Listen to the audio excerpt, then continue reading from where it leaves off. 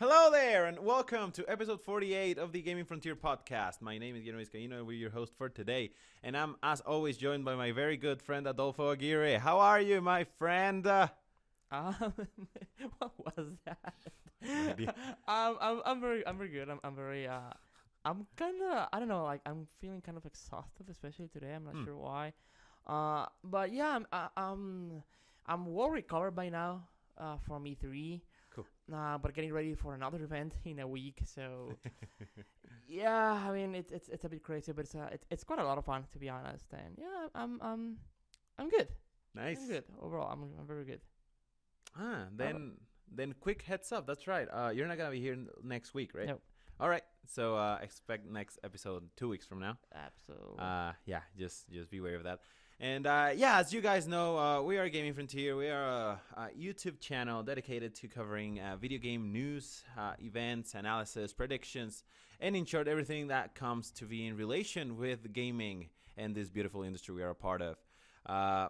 We are two Mexican devs who decided to start talking about this publicly in YouTube's, and that's why you're here, hopefully. And we are the best Mexican show that's all about video games. So thank you for being here, and without further ado, let's start today's first discussion. Something that I think, at least I have been wanting to talk about this for a while now. And I want to know your opinions first on this, and it comes to in relation to one of the news of today's show that we're going to be talking about a little later. But I want to ask you a very, very critical, important question, my friend, about the industry, and I want to know your opinion about it. I felt, as any industry has throughout time, as the gaming industry has grown, there are every year, year after year, more and more properties, more and more games, more and more expansions, more and more content coming our way, right? In whichever way or form. Mm-hmm. Do you believe, or do you think that we are slowly getting at, an amount perhaps of content that it's maybe a little too much for consumers to actually keep up with? And I say this because, taking just an example for last year, right? We had wide plethora of shooters on the, late 2 quarters of the year, with Battlefield 1, with Call of Duty, with Titanfall, with other titles like Dishonored, which are first-person shooters in a way, or first-person games at least. There's a lot of choice going around, and that's a good thing on one part. But on the other, having so many things that you can get, you end up not getting all, and that also means that every developer has less of a market share to actually get, their games refunded to them. So, what do you believe is like our status as an industry when it comes to the amount of properties or the amount of content that people have an option to get to? What a good question. What an interesting way to start the show. Like, people can even believe that you're smart. Guy, I know, right? With a sort of It's question. Good impression. Oh, and I hit the table. Sorry. Yeah. I 100% agree with you. I think that we are already way past that point where we would be asking the question if there's too much content. I think that the point where there is already too much content, it was quite some years ago. I think that we are right now in a situation where there is definitely way too much content for us as consumers to actually consume all of it. Especially, I don't know, like it's difficult to actually analyze it for all people, because everyone has a different time availabilities for games. Like we have a full-time job, so our time restriction is a bit more limited. So our availability for playing more games is less than someone that, say, is not working. Someone that doesn't have a job or is not studying anything. Someone like that, or someone who is on a long vacation, whatever. A person like that definitely has way more time to enjoy more games. I don't know if it's enough to actually enjoy everything out there. I don't think so, but I don't know. Maybe at least to enjoy everything on the AAA side, maybe. But if you include indies, then definitely not. Right. Definitely not. But also, I mean, there are also people who have way less time to play than us. I mean, even myself when I was in college, I had less time to play games than I have now, like way less time. So that's why I kind of missed quite a lot of games from last generation that I'm going back to some of them now because I didn't have time back then. And I mean, I can imagine people who have full time jobs, have families, a kid to raise, a house to maintain, keep. I can see why you can only play like 2 or 3 big games per year, right? And yeah, you put examples of shooters that came last year, and then also if you go further back, 2015 we have games like The Witcher, Metal Gear Solid 5, and Fallout. Fallout 4. Yeah.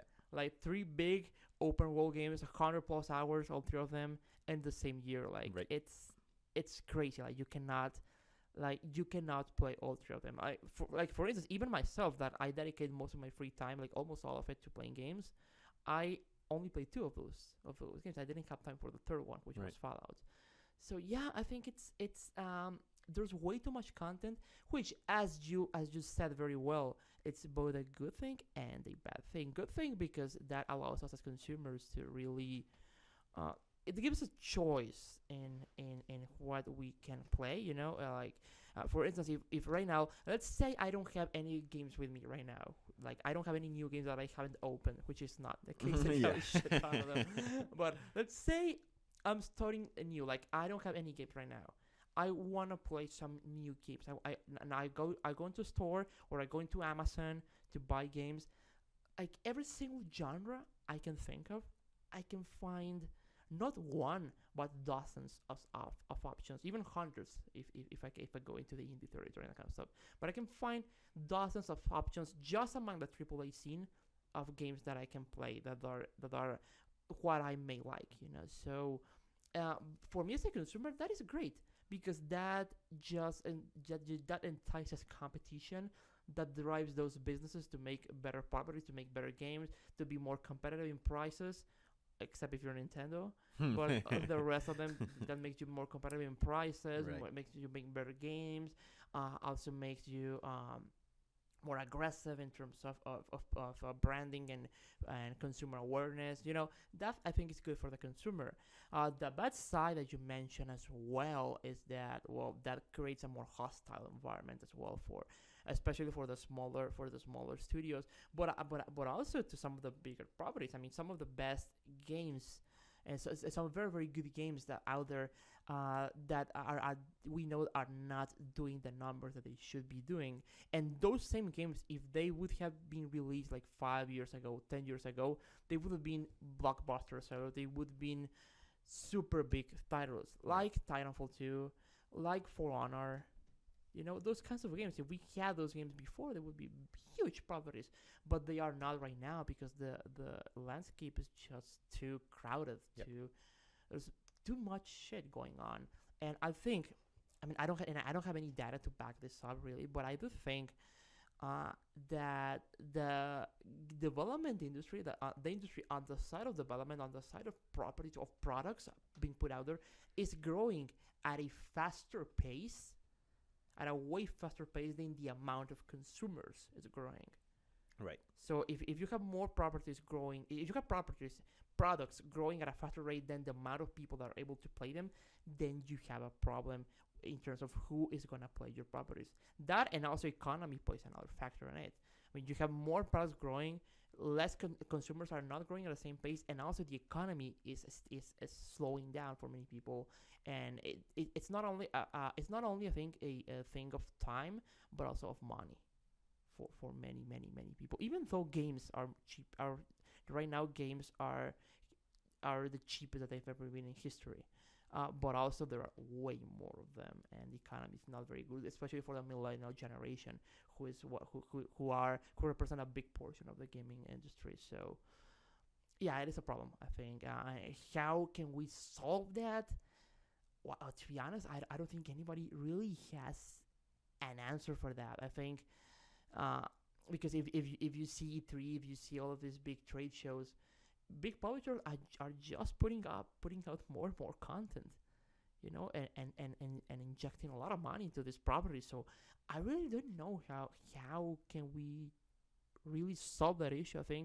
I think this is an issue that is not only there's an issue that doesn't belong only to the gaming industry, but belongs to the economy really of a lot of countries, including the U.S. and Mexico. Like if you want people to support more game developers, people need to have more money to do that. People need to have more time. So it's an issue also of income, and it's also an issue of work-life balance and work loss in many countries. Like it's a big issue. It's a big social and economical issue that I don't think we can solve in a short-term period. But I hope it can get better, because at the pace that it's going right now, the only thing that I can see happening in the short term again is that more and more studios will be closing down. Right. So yeah, it's Yeah, absolutely. I think you nailed that. Yeah, there's not really much I can add to that. Absolutely correct. There's, as time goes by, there's ironically less and less time to actually spend on playing new properties or playing new games.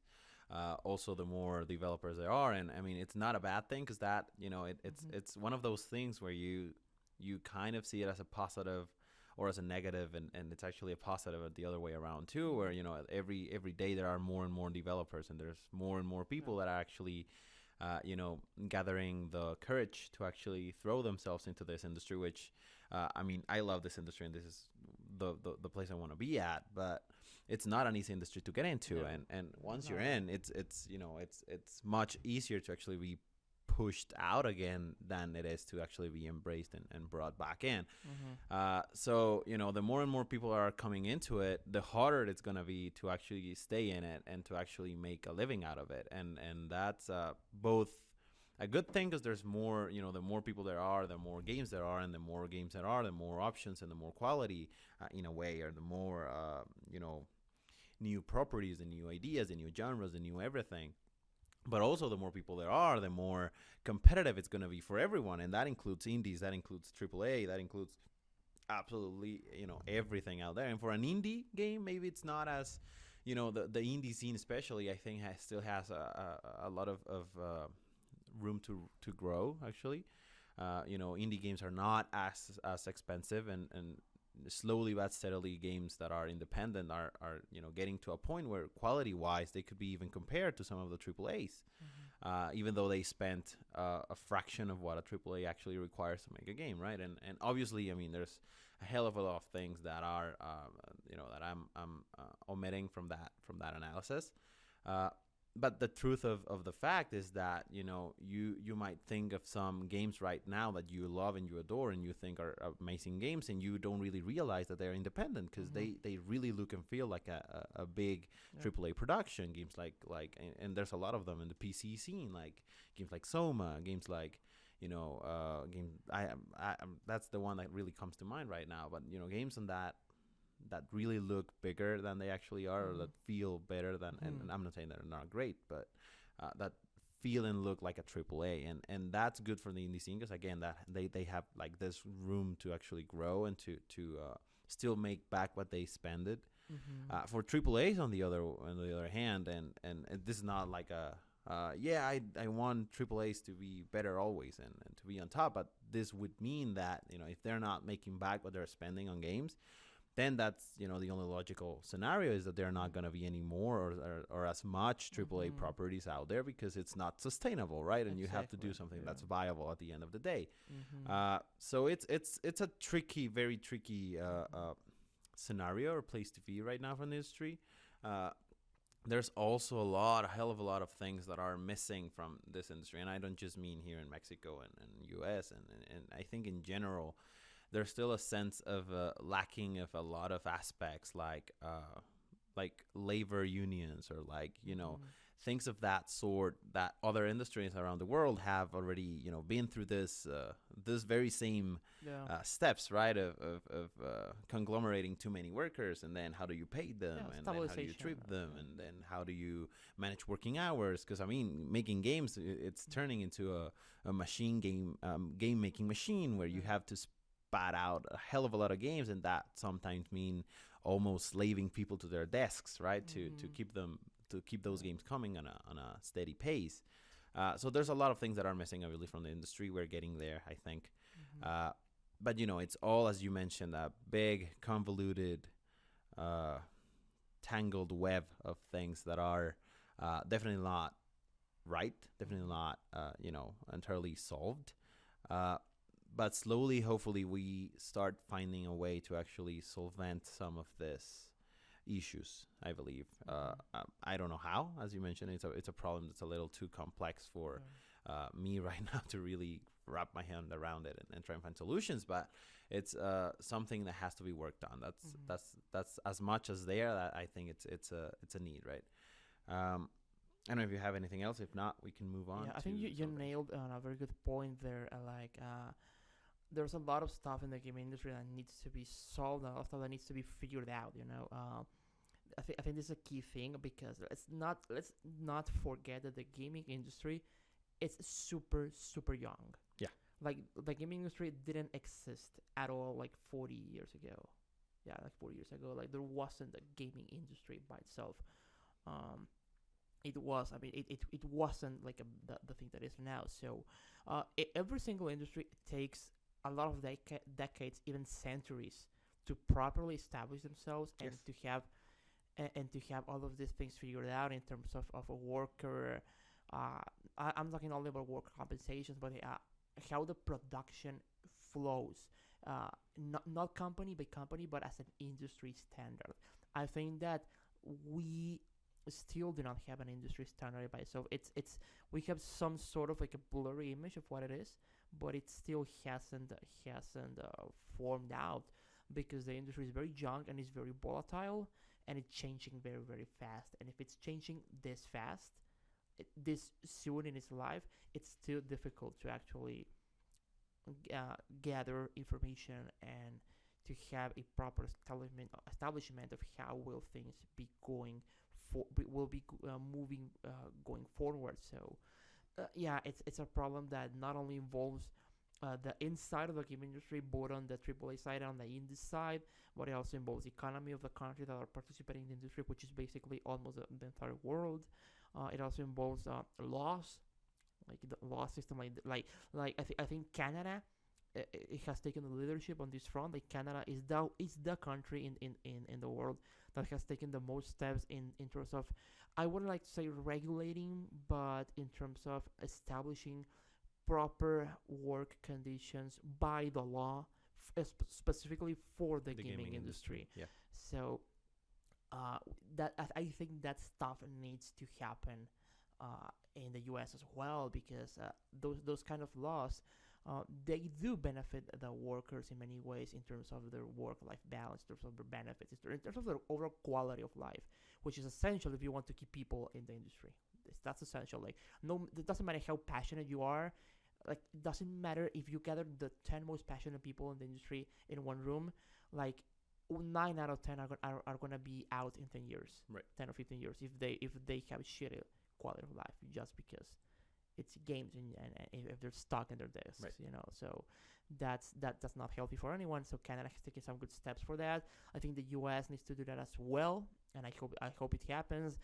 In terms of Mexico, for us, I see that way more distant. Like we have one of the worst labor laws in the entire world, which sucks. But I hope that some of that stuff. I mean, if we follow that trend, if we believe the trend, then we can definitely believe that it will be changing for the better. You just mentioned Sometime something soon. extremely important in terms of how we can start this change, right? And you mentioned the word trend, and it's very very important that you mentioned Canada and you mentioned the U.S. and how the U.S. has not yet fully embraced that system or that things that the Canadians are doing right now, and they're doing very well.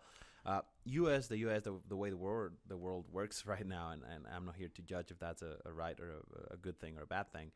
But the way the world works right now, especially the Western world, which includes all of Western and parts of Eastern Europe and obviously the Americas, whatever the U.S. does, most of the rest will follow.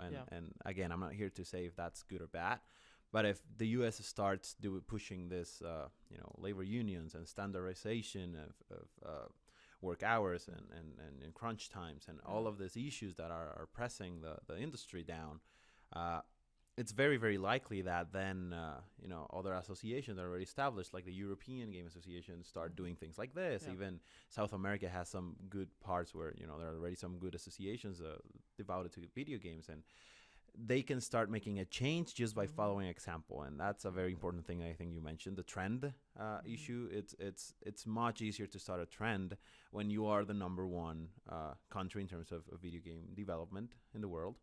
Or maybe not necessarily development, but the number one maybe banner for video games, or number one banner for the gaming industry, which again I believe the U.S. is, and putting that flag down and setting it on the ground and saying this is the way things should be, just as the Canadians have done so far, especially Toronto, Quebec, the province of Quebec, and this very, very strong Toronto, Vancouver centers of gaming hubs and whatnot. If the U.S. starts doing that with their big places or developing spots, then it could be a much easier trend to follow for the rest of the world, right? And yeah, I think we're really out of time for the discussion, so I want us to move to the next section of this. You can really tell that we kind of know some things sometimes, right? We're not that dumb. And now, my friend, I want us to move into a more ranty scenario here with our next news, which I know you're gonna recognize. I think I know what it is. Yeah. Go on. A game that's very dear to us, and we were pretty excited when we realized it was gonna be coming out soon enough as a standalone. I know. Yeah. Call of Duty 4 Modern Warfare Remaster was finally announced to be separated from the Infinity Ward combo package, which was bounded to prior to now. It's now going to be released as a standalone game, Modern Warfare Remaster. That's it. It's going to have its box. It's going to have its digital downloads on its own. You can buy it just for this game. Problem is that it's not.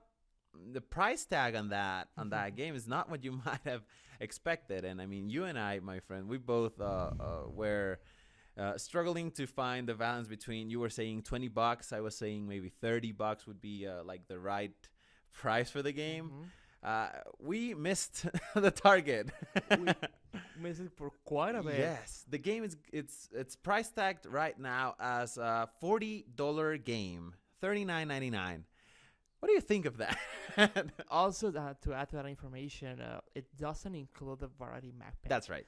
So it's a campaign and the 16 vanilla. Yes, that's the vanilla. Maps. Yes, absolutely. It's bullshit. I think there's no other way to put that. I mean, if there's people who are willing to spend $40 on this game, even though the Infinite Warfare Legacy Edition is on sale for like 50 something, I mean that's up to you. But $40 for a 2007 game, 10-year-old game, that 10-year-old game without its DLC, no, it's way too much. I can see why Activision is doing that, because I mean I think they know they started this stuff, and I think they're sure that they know that there's a lot of people who will get into this for $40. I hope not. I hope that people do not buy this game, and so that they force them to lower the price tag of the game to go on sale sooner. I don't know if that will happen, but $40, no, that's way too much. I mean, Crash Bandicoot is coming in 3 weeks. The trilogy, 3 games, $40. Yeah, $40. Yeah. And those are not 10-year-old games that they just redid textures and that's it. Like those are like 20-year-old games, you know, to 15, 20-year-old games. There's like older games where they put a lot more work on it. So you don't even have to go that far. I mean, last year, Recore, or 2 years ago, no, last year, Recore was a new IP, a new game from people that made Metroid Prime and a longtime producer of Prime 2 working on the game, and it was a new IP and it was something different and something fairly entertaining, and the game's price tag was $40. $40. Yeah. Knack 2 is also becoming at $40. Yes, and that's a new game. That's an entirely new game with a co-op, and no, like that doesn't. It the value proposition of this product is not enticing at all. Like it's not calling me I don't think it's calling you either, and I don't know who it is calling because I mean, the internet that can be very toxic and at times, but I haven't seen a single person like getting excited for this after learning of their price tag. I haven't seen anyone. To be fair, I So, haven't seen anyone excited for Call of Duty in a very, very long time. I mean, other than the initial like trailers, and it's yeah, like a couple of comments going, "Oh yeah, this looks cool," but most of the general opinion on the internet yeah. for Call of Duty, it's generally negative. We Yeah. never see that reflected on sales ever. We never see It's that. very popular to hate the franchise. Yes. Also, I did hear a lot of good stuff from Call of Duty World War II at E3. From people who play Hmm. the game, Right. I've heard all good stuff Hmm. of that game.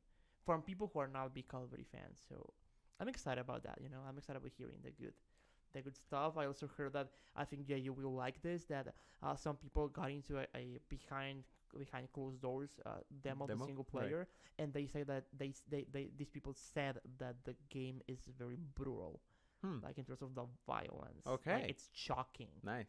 Like it's very very shocking, and like it's like World of War was, but like Right, it's very yeah. very visceral, very it's shocking. Like it's very real in As that World sense. War As II World War II, would have been, right? exactly. Like any war, to be honest. But we associate World War II to being brutal and being Right. bloody and Yeah. being just sick, Yeah. And I've heard this from World War II, so I'm excited about that. Mm-hmm. But yeah, going back to the Modern Warfare thing, I don't know who I don't think that this is a good price point at all. Yeah, I agree. But maybe it is, or it will be working for them. I don't know. I mean, I'm sure it's gonna be working. I'm sure a hell of a lot of people is gonna buy it anyway. I'm sure because they don't do this blindly, right? As you said, they study the market. They know what people are absolutely. willing to pay for this game. But it's almost sickening to me that what this says about how they treat their own franchise, right? I mean, if this game is $40, then that means that how much is Infinite Warfare worth to them, right? The remaining Nothing. 20. Nothing. It's Really. I don't know. It's a very weird message that they're sending with this, and I understand that. I mean, they obviously, and it maybe even links. And I'm not trying to advocate for Activision in this one, but it might even link to what we were just talking about, right? I mean, obviously, Infinite Warfare did not as great as other. I mean, it did amazing, but it did not as amazing as maybe other Call of Duty titles did beforehand, right? And that slight decline in sales means that you have to push your property in some other way, and if that means de-gutting Infinite Warfare Legacy Edition and then throwing the remastered part of it to the world out there as a standalone and getting a buck out of that, then that's what they're gonna do. And I mean, it's a business at the end of the day, but I don't know, it's for me would have been better because I mean they would have done money even if it was 20 or $30, right? If it was $20, I would bought it by now. Absolutely, I would be absolutely. playing it. And I'm sure their analysis told them that 40 was the the max profit possible. Yeah. Like for profit margin, that was their number, the Less number player, to go but to. more profit. Yes, Yeah. but I think that they are really not seeing or not concentrating on the message that price point also sends, right? Because a $20 game or a 30 even. I mean, I was really considering the 30 box game. A 30 or a $20 game says a whole different story than a 40 game, right? I mean, a game at $40 really feels like a repay me for this game that you already know and you already played, and it's a 10-year-old game. Whilst 20 really feels more like okay, people want this as a standalone. People have been asking for this standalone. Let's give them what they want by separating it from the other game. And I can see Infinite Warfare being a $40 game and the additional Modern Warfare Remaster being the remaining 20, and that's your $60 for Infinite Warfare Legacy Edition, right? Which is the current price point prior to discounts and all that. With $40, it just feels like a ripoff, and I don't like that. That's the word. It feels like a ripoff, and I don't like Activision doing that. It's not the only instance of this happening, and Activision is great at doing this throughout time, and I don't know. I my disliking for Activision's practices is true, and it's a fact that's been going on for some while now, and this just goes to really cement the idea again in my head. So I think this is a very bad PR move. yeah, In terms of PR, I think this is bad. This is awful. Financially speaking, it may be the Right. right move. I don't know. Like, I hope not. I really hope the game does bad. And I think this is an awful thing to say for a gaming fan and for a game developer. Like, I think this is bad to say, but I really want them to be more consumer friendly. I really want them to turn to stop turning their back towards consumer friendly approaches and being the good guys again. yeah, So yeah, I don't like this. And also, I mean, just keep this in mind. This is $40. A 10-year-old game is $40. So the difference between a 10-year-old game and a new Call of Duty World War II game it's is $20. $20. Yeah. What? Yeah. Like, really? What does that say about the franchise again? Right? Exactly. Like, it's super odd. But I mean, I think that if someone can get away with a shitty thing like this, I think it's Activision. To be honest, with Call of Duty, Yeah. Yeah. it sucks. It sucks. It truly does. But again, that's our take on it. If you guys are, willing and want to buy the game, you can do so on PlayStation 4 starting June 27th. Yeah. It's gonna come to Xbox One on a later date because of the exclusivity deal. Yeah. I don't know if I really read it or not. I believe it's a month after, just as DLC, which would make it July 27th for you Xbox fans out there, Xbox Call of Duty buying people out there. As you mentioned, it's going to have the full remastered campaign and the 16 base maps. So that means no variety map pack for this iteration of the standalone thing. And it's going to be, the game is going to be taking a seasonal event, a 5-week seasonal event thing where they're going to be giving XP and special items thing, right? and stuff. Sorry? The summer thing? Yeah, it's called Days of Summer, I think. Call of Duty Days of Summer. Yeah. Yes. Which is, I don't know, some incentive to buy the game and early, I guess. they added, or I don't know if they added or they modified a map on the game on Modern Warfare. I think it was Bog. The map Bog. I think it was that one, and they changed the setting of the map to being like daylight and in the beach. Oh, okay. It's a bit. It looks odd because that is a map that is at nighttime. I was just gonna say that I don't like the idea. I really like the original Bug a lot. So because it's dark and it's at yes, nighttime. And exactly. Playing hardcore search and destroy on that one because you can see a lot because it's super dark. Yeah, and That's you have incentives for taking a sniper and maybe hiding on the the trash piles and all that. So it's now you have a beach at the side and it's sunny and there are like there's all of the terrain is sand, right, and there are like color buckets, like a beach, right. But is it beach like a replacement for the? I'm not sure. Or is it like an extra map? I don't know. Because I remember on World at War there was I can't remember the name of the map, but it had a night version and a day version, a nighttime and a daylight time. I don't remember the name though. It was on the beach also, and it was, there was water on one side, and there's this very odd-looking cabins on the rest of the map. It was a very good map. Yeah. It's actually where you start the campaign. The campaign starts on that area of the map, or that area or that map level. Which one you're talking about? But I can't remember the name. But it also had two versions of it. If it's something like that, if they give us an extra map, which is inspired by this one on Daylight, then it's okay. Yeah. But if it's replacing, if it's a replacement, then I don't like the idea. I really like the original Bug a lot. 100%. Yeah. Yeah. On other news, some other studio out there, the Respawn Entertainment, speaking about DLC, they announced that they are releasing new map pack or a new free DLC for Titanfall 2. Nice. Which includes a new map and a cool addition that people have been asking a lot for, which is a third weapon slot. So now you don't have to choose between taking a secondary pistol or an anti-Titan loadout, which is great because now you can have your anti-titan weapon and also two weapons, primary and a secondary, and that really changes a little bit of the dynamic in the game. Changes a lot, Yeah. really. Changes a lot of the balance. Yeah. Ooh, I mean, Which is interesting. Yeah. that's interesting. Yeah, because I've never used a pistol in Titanfall. Yeah, I don't think me. I always take my anti-titan. Titan, yeah. Yeah. Oh, that sounds fun. And it's cool because now I want to go and play. I want to Yeah, go me and see how it changes How with it it, changes right? the gameplay, yeah. Uh, Nice. And also, I mean, a new map, and unlike coming from the bad news with Call of Duty, this is entirely free. So Mhm. it's free DLC. You get Yay. to play it all you want. You don't need anything other than downloading it, and Get the that's guy it. respawn. Yeah. I mean, Respawn is on a side note. Respawn is slowly becoming one of my favorite Yeah. like developing houses.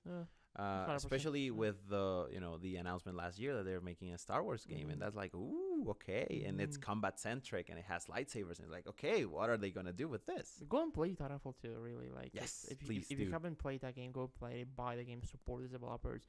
These are the developers that need support. Absolutely. Like 'cause they are making the right things. And we as the gamers and gaming community, we have spent years upon years just bitching about DLC and microtransactions and that kind of stuff. Just Yes. complaining. Now, I mean, let's talk with the wallet. Like we punish developers who have done stuff that we haven't liked. Now let's support developers who actually paid attention to our comments and are giving us what we want. Absolutely. Definitely support Titanfall 2. And it's a great game. It's a fantastic game. Like, you're not buying a game just because you want to support someone. It's a great game. It's one of the best games of last year. Absolutely. I agree 100%. Sadly enough, again, it was somehow affected by, again, having so many good games. Don't get me wrong, so many great games last 2 quarters. That it didn't really got the sales as much sales as it could have, because it was a very good sequel for Titanfall 1. But that's how things are, right? Now, my friend, I think this is a news that's gonna be very interesting. You actually already talked a little about something that's related to this news last year. I'm gonna get to that in a second. But for you Nintendo Classic fans out there, there's as you know, last year Nintendo released the mini NES, or what was the official title? It was an NES Mini or NES Classic. There you go. Thank you. Which was a miniature version of the NES, which you can take with you and play around, and it was a neat thing. Nintendo is now actually releasing, as you guys know, a similar version or a classic edition of the SNES. Titled officially, has a very odd title, Nintendo Classic Mini Super Nintendo Entertainment System. That's the original official title for this. It's a mini SNES, which is cool. The price tag is a little odd, which is suggested retail price of $80 or $79.99, and 120 Australian dollars, I guess, and 80 euros in Europe, which is a steep, in my honest opinion, price tag for a 20-something-year-old console. But nonetheless, it comes with as the following the same example as the NES last year, comes with a plethora of games already installed, games that I'm gonna read to you right now, and one of them is gonna be a very interesting one.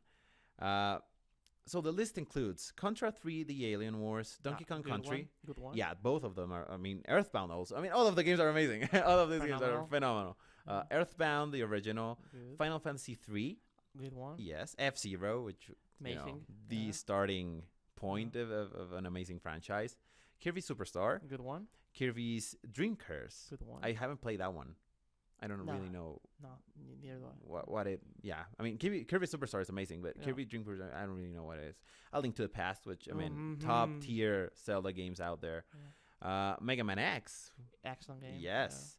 Secret of Mana. I haven't played that one either. Yes, it's a cool classic. Definitely. Oh, cool. It's if you like RPGs, it's. I've heard about it, but I've really never actually got to play it. It's an RPG that you must play. Nice. It's right there with. Okay. It's right there with Chrono Trigger and one of the. It's a legendary. All right. It didn't gather that much attention back then as Chrono Trigger or Final Fantasy, but it's on the same level. Like it's It's a good one. Is the main character similar to Chrono Triggers in terms of the aesthetic of the It's JRPGs. anime I mean, you know, it's inspired? Okay, all of I the- think I've all seen of it. them are I think I've similar. seen it. Yeah. I'm not entirely sure. It's likely. I'll give it a go one of these days. Yeah. Street Fighter 2 Turbo Hyper Mhm. Fighting, Mhm. which is also on the Switch. On the Switch, yeah. Oh man, Super Castlevania 4. The best Castlevania game. Absolutely, Best absolutely one. agreed. Well, it's rivaled by Symphony of the Night, but it's a masterpiece. Yes, absolutely. I'm just waiting for you to get to that one. Super Golden Ghosts.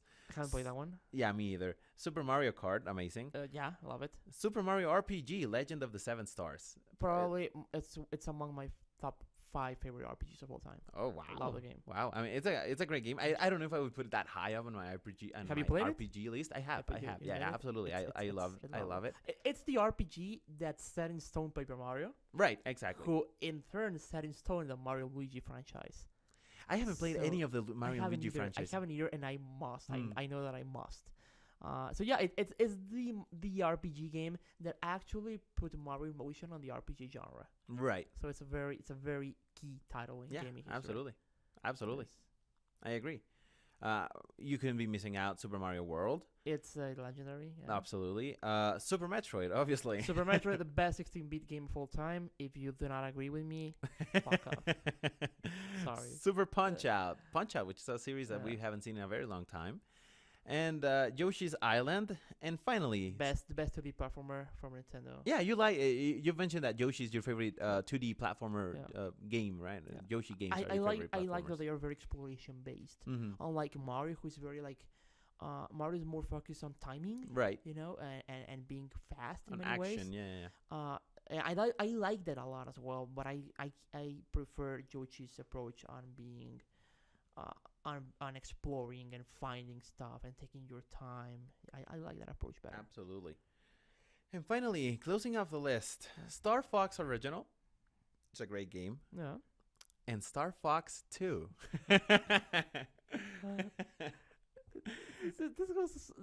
This is so unexpected. Like I don't think anybody could have predicted something like this.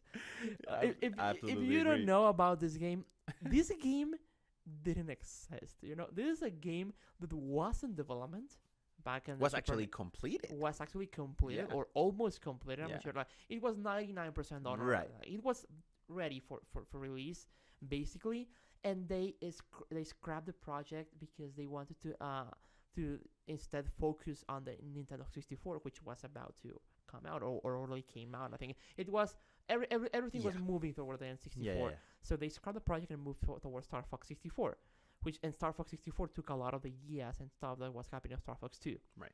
So that game just was shelved and and just basically never seen again, you know. And and it's getting released like 20 plus years Yeah. later, like Yeah. 25 years later, it's coming out. Fuck. Amazing, It's- right? It's the little things, man. I mean, we're talking about Yeah. this in 2017 Yeah. about Star Fox 2. Star Fox was trending on Twitter that day. Really? Like, who could have guessed that Star Fox would ever trend on again? Twitter? Yeah. Again, like I think that this game is making more noise than Star Fox Zero. On the Wii U. Probably, On the yeah. Wii I U. wouldn't doubt it. I Yeah. wouldn't doubt it. And yeah, I mean, I mentioned that This you. is super cool. Yeah, absolutely. I love this. I was mentioning that we've already talked about this a little because we spoke about it last year when fan-made remake of Star Fox 2 came out and Nintendo shut it down. Mm-hmm. And you know, at the time it was like, oh, come on, Nintendo, why you do this? And the same happened with Metroid, with a Mhm. Metroid remake, a fan-made remake of Metroid 2. Mm-hmm. And it now makes a lot of Makes sense, right? Both of them. Both of them. Mm. And I mean, I'm really happy. I'm really happy to see this, and I'm really intrigued as to because I've never seen. I knew that there was already a version out there, or that there have been a lot of versions out there that were obviously inspired on the original and came out, quote unquote, illegally online. Now I didn't know I really got to see them, so I'm really intrigued to see how Star Fox 2 plays and that would be a very very good incentive for me to actually think about getting a Super SNES mini classical version, Mm-hmm. which is interesting. I never thought. I mean, I knew the games were great, but I really never really thought about actually considering getting it. Mm-hmm. And now I'm actually on Mm-hmm. that fence position, right? I wanna, Mm-hmm. but I don't really know if I should. All of these titles are phenomenal. Yes, absolutely. Must play games. Absolutely. Being fair in terms of the price point, if you want physical copies of these games, uh, I mean, you cannot get a copy of Earthbound. It's impossible. A physical copy. It's impossible. And a lot of these games are very expensive if you want to get them physically, like very, very, very expensive. So in that sense, it's actually an excellent price point. Now, If you want if to you play the games, exactly, because if you want to have them, you Exactly. have to look for now physical if anyway. you want, if you're talking about the price points digitally, then it's more like it's more on par with what they're selling for. It also includes two controllers. The the Yeah, I was the gonna box. get to that. Yeah, And it yeah. includes two controllers, which is great for Mario Kart F Zero, Right. those kinds of games. I definitely want one. However, I'm on the position that Nintendo, you better sort your shit out with stock. Yeah. Because I don't have the time nor energy nor commitment to hunt down a box. To hunt down this. Like, I don't want to drive 4 hours just and stay in line like on the morning. Like, no, man, I got stuff to do. Like, Yeah. I don't want to do that. And it sucks that Nintendo is treating these products with that approach. Like, because I really want to give them the money. Yeah. But I think that it's their responsibility as manufacturers to actually adapt to the consumers, not the other No, way the other way around. around. Yeah, absolutely agree. So, like, if I can go to Walmart or if I can go to Target or if I can go to Amazon and pick one on the shelf, order one for $80, then yeah, sure, give me one, no problem. Yeah. Like, I wouldn't even think about it twice if I see one for $80. I want to buy it, but I'm not gonna hunt down. Yeah. Like this. I agree. This kind of it's exhausting. Yeah. For consumers, and it burns out, I think, many people.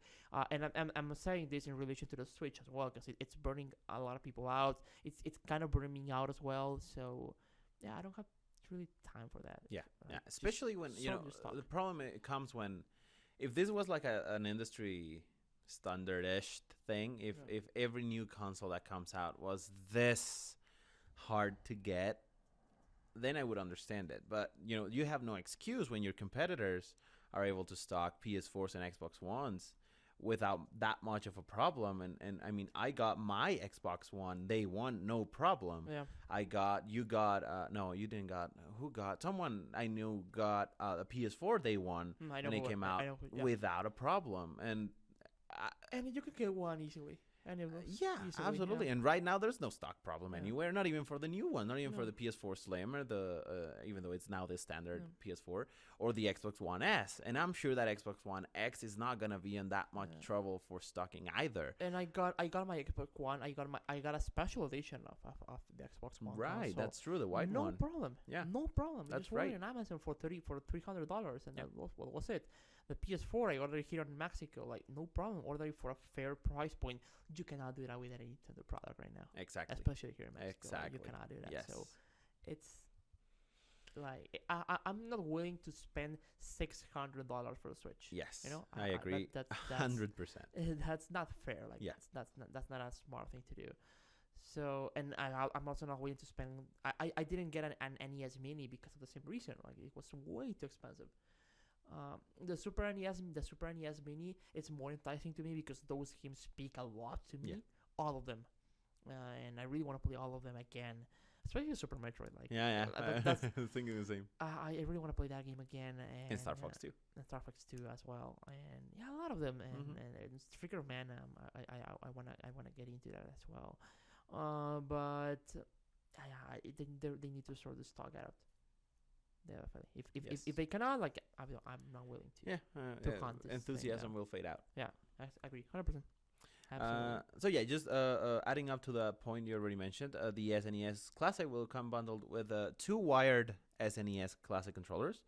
There's not There's no exact words on how long that wired controller length is gonna be, but Nintendo's announced that it's gonna be longer than that last year's classic NES, which is not saying much. But at least hopefully they've understand that it's a problem that it's not a long cord, right? Because I mean, it has to be long. It has to be much longer than it was with the NES, the classic last year. Also, it's gonna come bundled with an HDMI cable and a USB power cable. Sorry. Mm-hmm. There's a difference with the US and the European version, where the US version comes bundled with an AC adapter needed to plug the USB cable into the power. The European version has not that AC adapter, which is weird. But the European version comes bundled with the original design for the controllers and I think the console too as well is going to be maintained for that region. So they're going to get their own, like aesthetically speaking, their own version of the classic SNES. So that's cool. And that's it. Yeah, let's be happy that we get to play new games, new 25-year-old games. And I think moving on to the last one of this show, because we're running out of time. Arcane Studios president Rafael Colantonio, I'm sorry if I butchered that name. I think you did. Probably. Announces its departure from Arcane. He was the director on both the Prey and Dishonored franchises. And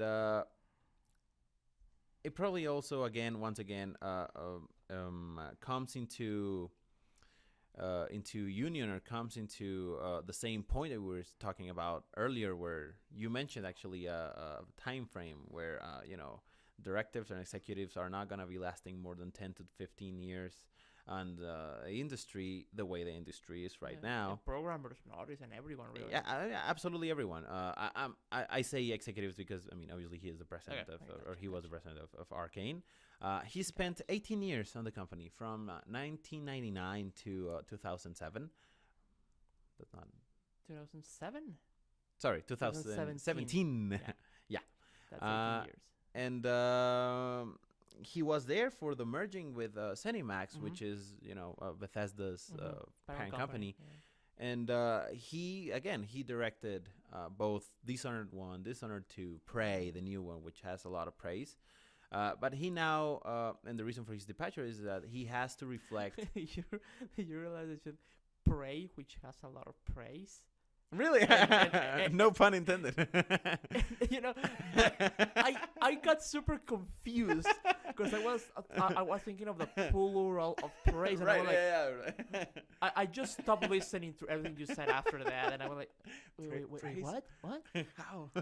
I don't know if you realize, but I just started looking at the wall, just thinking. What kind of praise are there in Prey? and then it hit me. Oh. Praise. Critical praise. Yes, acclaim. Yes. Got it. I didn't even notice that. I didn't even, it just spurted out of my mouth.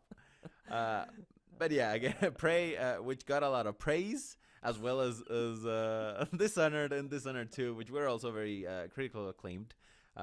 Great game, both of them. I'm playing Dishonored 2 right now, and it's phenomenal. And I played Dishonored 1. It was a really great game. But he's stepping down because he has to, and this is I quote here, he has to reflect on what is important for his life, which generally means, focusing on your family, focusing on other things that are obviously outside of the industry. That basically means I work too much and I need time for myself. Basically. I can relate to that. Absolutely. So yeah, I mean, he's going to be putting, I missed the name, Harvey Smith, who was a co-director with him on Dishonored, to actually oversee things while this transition is going on.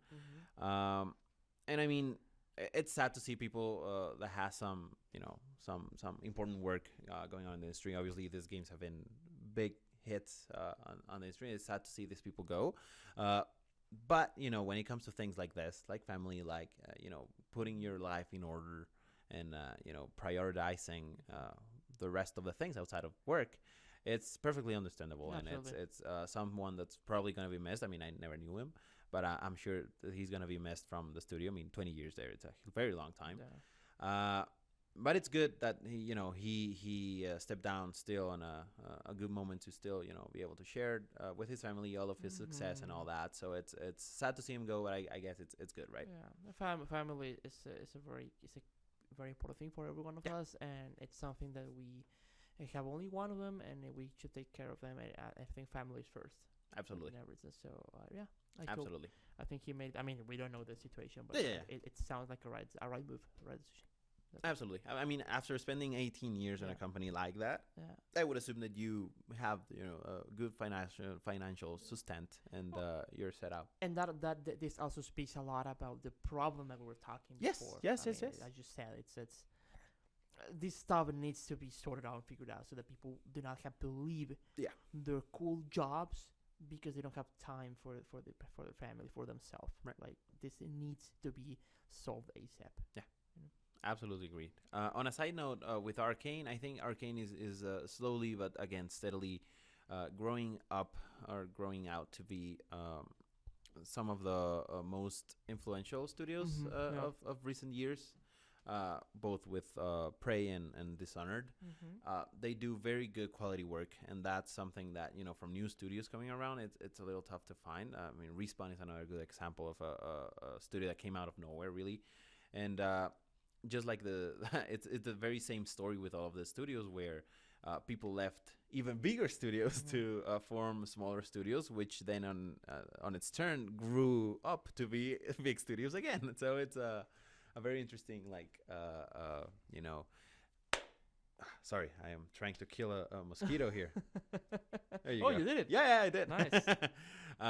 So it's again it's a well-known story, and I'm glad that Arcane is going places, and it's I'm really happy to see, because I really want to see more games like Prey and Dishonored around, especially if there are new IPs, right? Like Dishonored was in 2012, and like Prey sort of is after the quote unquote reboot of the franchise last year.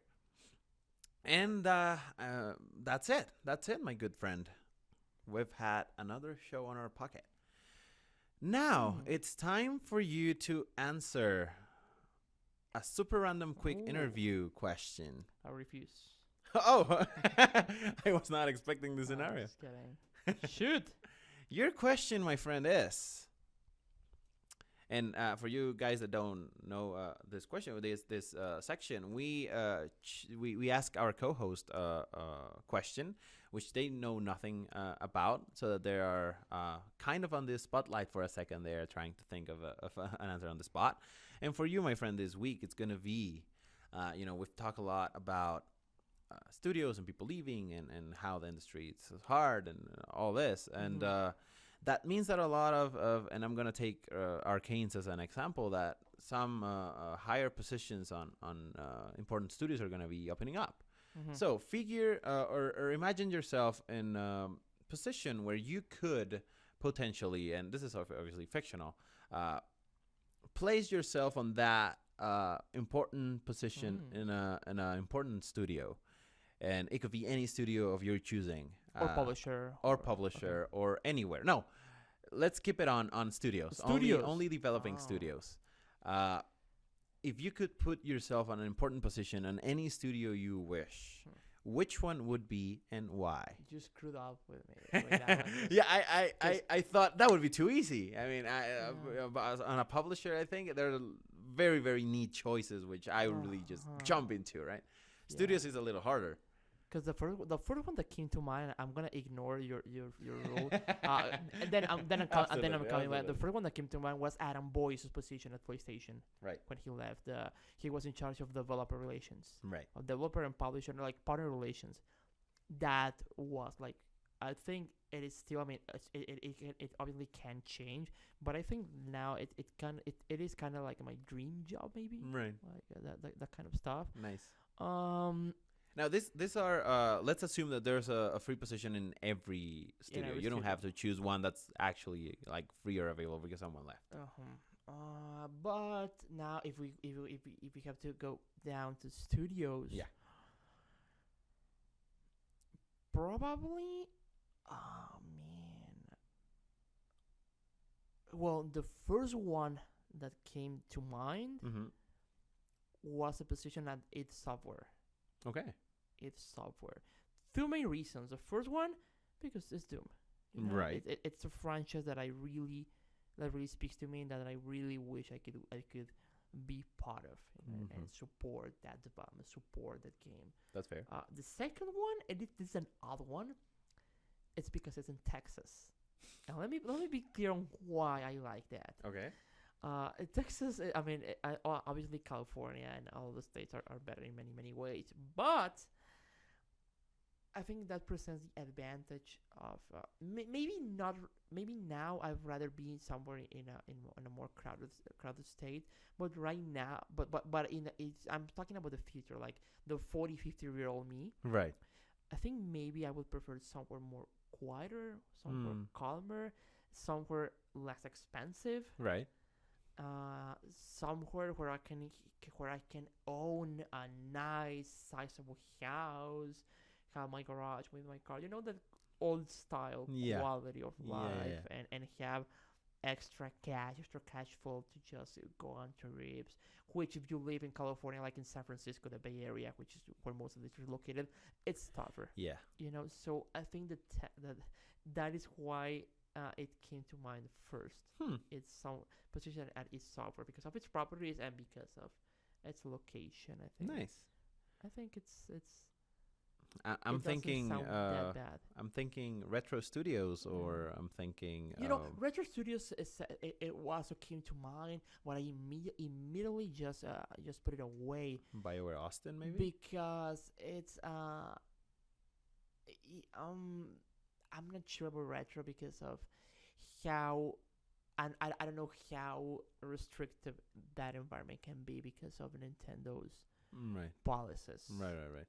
Or like I like to be in a position where I can have more freedom in terms of my public image, in terms of the stuff I say on shows, on interviews, like that kind of stuff, like being more a public facing person. And I'm sure as hell that if I'd be a Retro, I couldn't do probably. that, So something like so id Software, somewhere in BioWare Montreal, that could be. BioWare Austin, rather, because Montreal is not in Texas, definitely. Definitely. But I know I'd rather be if I was BioWare, I'd rather be in Canada. Oh, okay. Or Edmonton. I would really like to be in BioWare Edmonton. Yeah, that'd be nice as well. Yeah.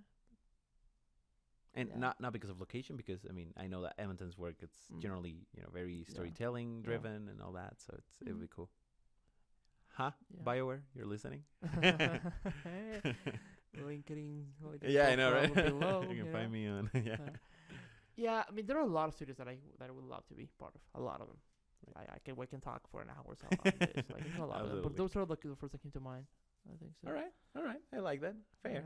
I mean, talking just about studios, not about publishers or companies at all. Yeah. Nice. All right. There you go.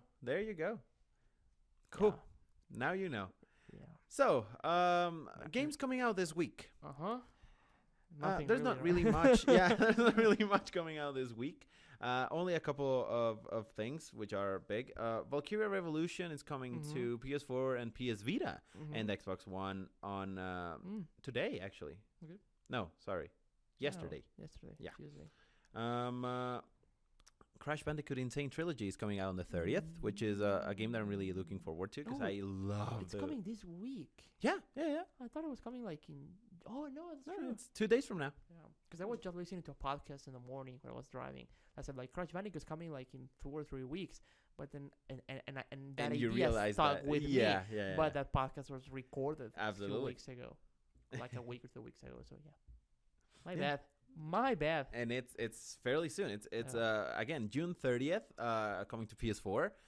If you haven't played any of the Crash Bandicoot games before, please do, because they're amazing games. They're really some of my favorite memories of playing on a PS1 back in the day. I played that at E3, and it's beautiful. Yeah, absolutely. Then really that's pretty much it. I mean, there's a PS4 game called That's You on the 4th of July, and that's it. Oh, Kirby Blowout Blast. It's coming to 3DS on Kirby's Blowout Blast. Wow. Okay. Yeah, coming to the 3DS on July 6th. There's a lot of Kirby stuff going on recently. Yeah, I know, right? I know. Actually, let me. I'm afraid. I'm actually gonna stretch this one out 2 weeks because I just remember that we're not gonna be here next week for this section. So you can also expect on July 7th, on top of a Spider-Man Homecoming premiere premiere release date, Fable Fortune for Xbox One and Windows 10, which is the card game based on the Fable franchise. Also, Final Fantasy 12th, the Zodiac Age for PS4. And that's it. Yeah, some interesting games. I mean, really, the only one that really sticks out for me is Crash Bandicoot's Insane Trilogy. These are good weeks and months for us to keep up with the games that we must. Yeah, that's right. Well, we cannot possibly keep up with them because the list is just too big. But it's a good chance for maybe make the list a bit shorter. A little shorter, absolutely. A couple games shorter. Yeah, that's what I'm trying to do at least. Nah, I'm playing Dishonored 2, which is fairly recent games. That list still very, very old and long for me. What are you playing right now, my friend? I'm playing Transistor. Cool. The indie game from the Bastion developers, Supergiant Games. It's very unique. Nice. I'm liking a lot. The art style, the music is beautiful. The combat is very, very interesting, very unique. I'm liking a lot. I'm playing Splatoon as well on the Wii U. Playing some a lot of multiplayer with that. I'm loving it. It's getting me more and more hyped for Splatoon 2 on the Switch. And I've been playing Rayman Origins on co-op, and it's phenomenal. Nice. Having a lot of fun with it. It's lovely. Okay. And that's about it. What about you? Good. I'm playing Dishonored 2. Quite a lot. I'm really, really enjoying the game. It has some great stealth mechanics, and I'm making a pacifist / stealthy run. So which involves not even getting noticed or getting seen at all in the game, which is very hard, and I have to restart every 10 minutes, but it's a very challenging experience, and I'm really liking it. I really love the game. It has a very, very cool lore too. I'm also playing Black Ops 2 multiplayer on back compat. I'm really having such a blast with it. It's so fun. And with the Modern Warfare remaster coming at $40, it's gonna be my Call of Duty game from now until World War II comes out. Yeah, or I see an incredible offer on Modern Warfare remaster. Definitely. And I think I'm playing something else, but I really can't pinpoint one. I don't remember. Those two are my main games right now. Gotcha. Yeah. All right. Take us out of here. So, that's a lot for listening to the show on YouTube or on iTunes or tuning to Relance Tech. If you enjoy your time with us, please like the video and subscribe to Gaming Frontier on YouTube. Share it with your friends if you like this, and we appreciate all of your support. You can always reach us on Twitter at _Gaming Frontier and on Facebook as Gaming Frontier at facebook.com/Gaming Frontier Entertainment. If you have any questions you'd like us to answer on the show, you can leave that in the comments section down below, or send us an email to gamingfrontier.contact@gmail.com. As every week, we'd like to thank Tecnológico de Monterrey and Mr. Isaac Estrella for making this possible and allowing us to use all of this cool, expensive equipment to record this episode. Head over to our channel on YouTube to watch more gaming content every week. And as always, thank you very much. And remember, always keep playing, guys. Always keep playing. See you guys next week. Also, real quick, also click on the little bell for you guys to get the notification every time we upload. Absolutely. Yeah. Absolutely. Bye-bye.